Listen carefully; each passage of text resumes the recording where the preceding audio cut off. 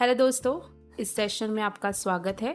चलिए शुरू करते हैं इस सेशन के साथ। पिछले सेशन में हमने देखा कि कैसे accounting business and decision making process में एक इम्पॉर्टेंट रोल प्ले करता है।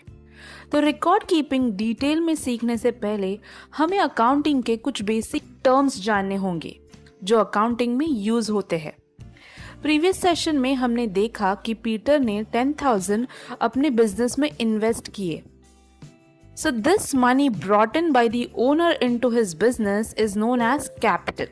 तो पीटर का कैपिटल हुआ 10,000 एंड जो पर्सन ये कैपिटल लेके आता है, इस केस में पीटर सोल ओनर है, उसे प्रोप्राइटर कहते हैं।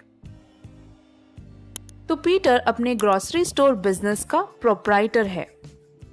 इस मंथ में पीटर ने एक फर्नीचर मार्ट को विजिट किया और उसने कुछ चेयर्स और टेबल्स परचेज किए उसके स्टोर के लिए फॉर 2,500। ये चेयर एंड टेबल उसके बिजनेस के स्मूथ फंक्शनिंग के लिए उसे हेल्प करेंगे। ऐसी चीजों को एसेट्स कहते हैं। अब ये एसेट लॉन्ग टर्म के लिए यूज होंगे एंड ये एसेट्स फिर से सेल करने के लिए नहीं खरीदे हैं, इसीलिए इसे फिक्स्ड एसेट कहते हैं। क्या आप बता सकते हैं पीटर का बिजनेस क्या है? Yes, buying and selling of grocery उसके बिजनेस की मेन एक्टिविटी है। तो ये जो ग्रोसरी है उसे हम गुड्स कहेंगे। गुड्स हमेशा रीसेल के लिए परचेस करते हैं एंड ये बिजनेस टू बिजनेस डिफरेंट होते हैं। पीटर के लिए furniture asset and grocery goods है, बट क्या होता अगर किसी का बिजनेस फर्नीचर का होता? तो इसमें गुड्स क्या है? Yes, in that case furniture goods होंगे।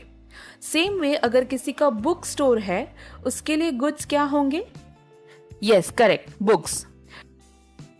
जब हम गुड्स खरीदते हैं तब उसे परचेजेस कहते हैं एंड जब उन्हें बेचते हैं तब उसे सेल्स कहते हैं। हमें आशा है अब तक आपको सब समझ आ गया होगा। चलिए आगे बढ़ते हैं। पीटर एक सप्लायर के पास गया एंड उसने 4,000 के गुड्स परचेस किए एंड उसने सप्लायर को 3,000 कैश में पे किए एंड बचे हुए 1,000 उसने 45 डेज के अंदर पे करने का प्रॉमिस किया। अभी जो गुड्स परचेस किए हैं, जहां इमीडिएट पेमेंट किया है, उसे हम कैश परचेजेस कहेंगे एंड उसने 45 डेज मांगे हैं बचे हुए पैसे देने के लिए, तो इसे हम क्रेडिट परचेजेस कहेंगे। मतलब वो पेमेंट फ्यूचर डेट पे करेगा। अब यहाँ पे जो पर्सन बेनिफिट देता है या क्रेडिट पे गुड्स देता है, उसे क्रेडिटर कहते हैं। तो पीटर के सप्लायर को हम क्रेडिटर कहेंगे। अब यहाँ पे पीटर को बेनिफिट मिला है, जिसका मतलब है उसका पेमेंट करना बाकी है, यानी ही ओज मनी टू द सप्लायर। इसीलिए पीटर हुआ डेटर, जिसका मतलब है वो डेट में है। पीटर ने और भी ग्रोसरी सेल करना स्टार्ट किया। ज्यादातर कस्टमर ने उसे कैश में पे किया, तो पीटर के लिए ये हुआ कैश सेल्स एंड कुछ कस्टमर्स ने 1 मंथ के टाइम में पे करने का प्रॉमिस किया, तो ये सेल्स को क्रेडिट सेल्स कहेंगे। अब यहाँ पे सिचुएशन रिवर्स हुई है। क्या आप बता सकते हैं कौन क्रेडिट दे रहा है और कौन डेट में है? यहाँ पे पीटर क्रेडिट दे रहा है, इसीलिए पीटर हुआ क्रेडिटर एंड उसके कस्टमर्स डेट में हैं, इसीलिए वो हुए उसके डेटर्स। अब चलिए आगे बढ़ते हैं। पीटर को 500 monthly rent and electricity bill pay करना पड़ा। अब ये एक्सपेंसेस रिकरिंग नेचर के हैं, यानी कि ये डे टू डे या मंथली एक्सपेंसेस है।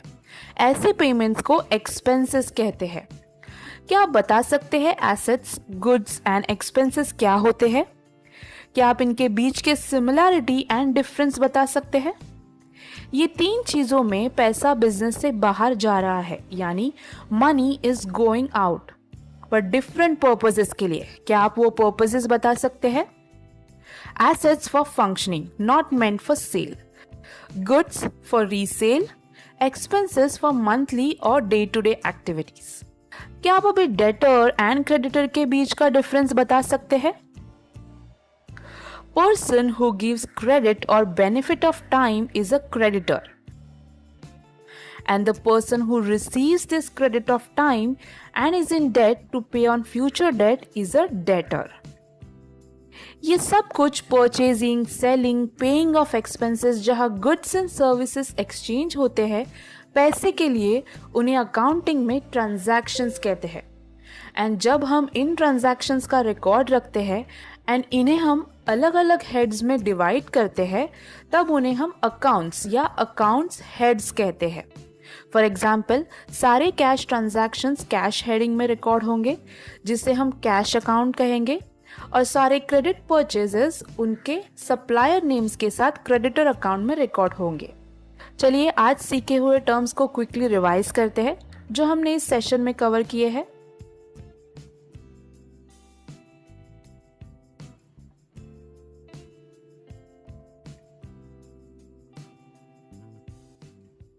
आप हमारी वेबसाइट www.letsduit.com भी चेक कर सकते हो, जहां बहुत सारे अकाउंटेंसी और दूसरे सब्जेक्ट के कोर्सेज अवेलेबल है, वो भी बहुत ही अफोर्डेबल प्राइस में. तो इस सेशन में बस इतना ही. Thank you.